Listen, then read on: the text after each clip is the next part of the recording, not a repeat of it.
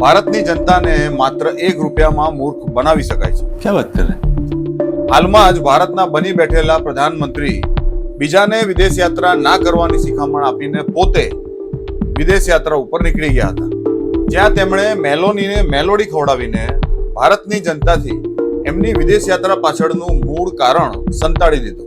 આ કલાકાર નેતા 5 દેશોની વિદેશ યાત્રા ઉપર ગયા હતા, તેમાંથી 3 દેશોની યાત્રા પાછળનું સાચું કારણ તો બહાર આવી ગયું છે, જે આ દેશની ગદ્દાર મીડિયાએ તમારાથી છુપાવ્યું છે, જે હું તમને જણાવીશ, એટલે પેજને ફોલો કરી લેજો।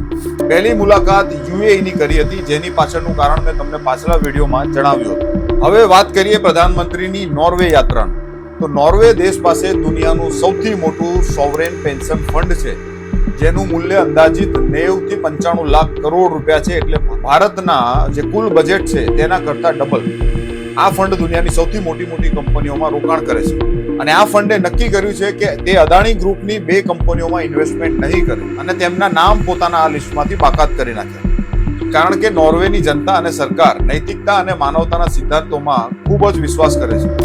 અદાણી ગ્રીન એનર્જી ઉપર અમેરિકામાં ભ્રષ્ટાચાર માટે કેસ થયેલો છે અને અદાણી પોર્ટ ઉપર પણ યુદ્ધમાં માલ સામગ્રી પહોંચાડવા માટેના જે સેન્કશન હતા એનું ઉલ્લંઘન કરવા માટેના કેસ ચાલી રહ્યા છે। હવે જ્યાં અદાણીને તકલીફ પડે અને અદાણીનો સેલ્સમેન ત્યાં ના પહોંચે, શું એવું બને?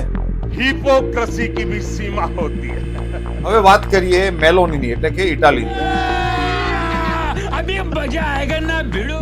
મોદીએ મેલોનીને જે મેલોડી ખવડાવી એ વેસ્ટ બંગાળમાં થયેલા ઝાલમુડી વાળા પ્રયોગનું જ પુનરાવર્તન હતું।